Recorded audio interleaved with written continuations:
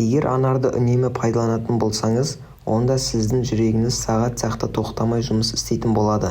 Анар жемісі шырыны қандай дәруменге бай екені барлығымызға да таныс.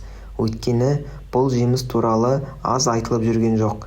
Дегенмен анар жемісінің ерекше қасиеттері мен пайдалы жақтарын біле жүріңіз. Анар адам организмін құнарлы заттармен қамтамасыз етіп отырады. Оның құрамында 15 түрлі амин қышқылы бар. Сонымен қоса көптеген дәрумендер мен минералдарға бай. Анар калориясы төмен жеміс. 100 грамм жемісте бар жоғы 72 килокалория болады.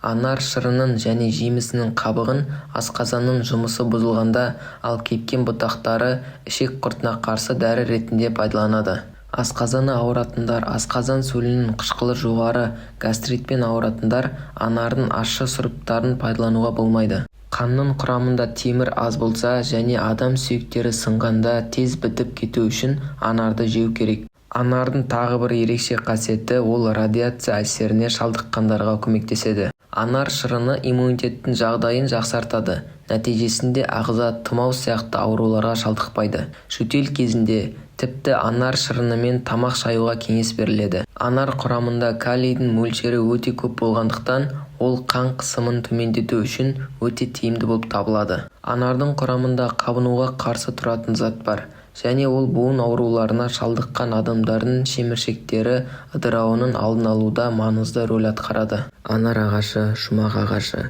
Ибн Аббастың жеткізуінше, біздің пайғамбар оған Алланың игілігі мен сәлем болсын, анар дәндерін біртіндеп жейтін. Біз одан неге олай жасайсыз дегенімізде, жер бетінде бойында бір дәні жәннаттан болмаған бірде-бір анар ағашы жоқ. Мен осы дәндердің бірі жәннаттық деп үміттенемін деп жауап берді. Ал Али, Алла разы болсын, Алла елшісін оған Алланың игілігі мен сәлем болсын, анардың қызыл етін жеңіздер, себебі ол асқазанды тазартады деп айтқанын естіген. Анар косметика саласында аса кең таралған. Ол теріні бос радикалдардың әсерінен қорғайды, теріні қалпына келтіру процестерін белсендіреді, оны қоректендіреді және жандандырады. Сондай-ақ коллаген мен эластиннің синтезделуіне мүмкіндік туғызады. Бұл әжім қыртыстарының жазылуына, терінің тығыздығы мен созылмалылығын ұлғайтады. Видеоны соңына дейін көргеніңіз үшін рахмет.